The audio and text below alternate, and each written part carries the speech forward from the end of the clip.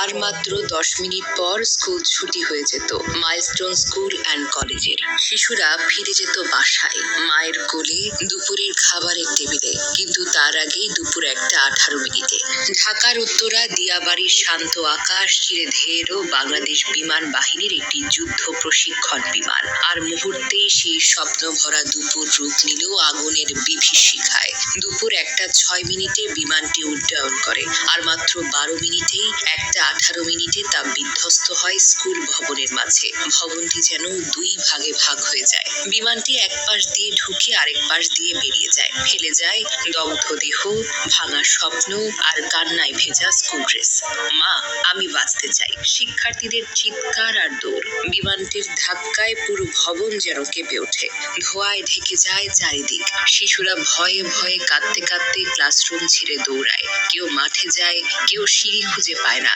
অনেকেই তখনও বুঝতে পারছিল না কি হয়েছে, শুধু জানে এটা কোনো স্বাভাবিক দিন নয়। এই দিনটা চিরতরে বদলে দেবে তাদের স্কুল জীবনের সংজ্ঞা। সরেজমিনে প্রত্যক্ষদর্শীদের বর্ণনা অনুযায়ী বিমানটি পশ্চিমমুখী দোতলা হায়দার আলী ভবনের প্রধান ফটকে সরাসরি আঘাত করে। ভবনটির মাঝখানে অবস্থিত প্রধান ফটক এবং দোতলায় ওঠার সিঁড়ির নিচে স্টাফদের কক্ষ ছিল।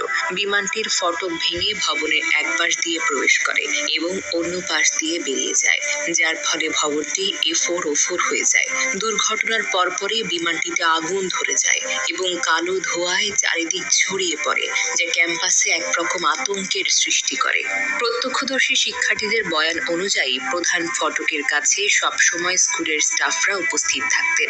বিমানটি ফটক ভেঙে স্টাফ কক্ষে প্রবেশ করায় সেখানে থাকা কর্মচারীদের জীবন যেন সংকটাপন্ন হয়ে যায়। এই ঘটনায় ক্যাম্পাসে উপস্থিত শিক্ষার্থী ও শিক্ষকদের মধ্যে চরম আতঙ্ক ছড়িয়ে পড়ে।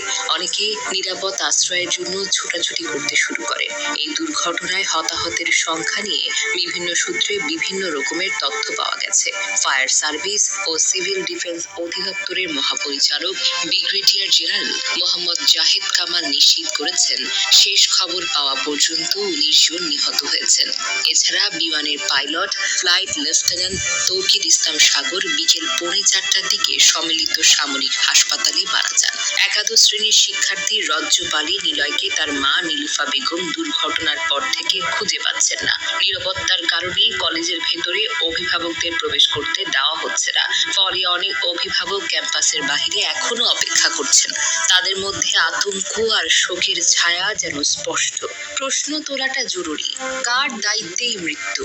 ঢাকার মতো ঘনবসতিপূর্ণ এলাকায় প্রশিক্ষণ যুদ্ধবিমান উড়ানো কোনো সুস্থ সিদ্ধান্ত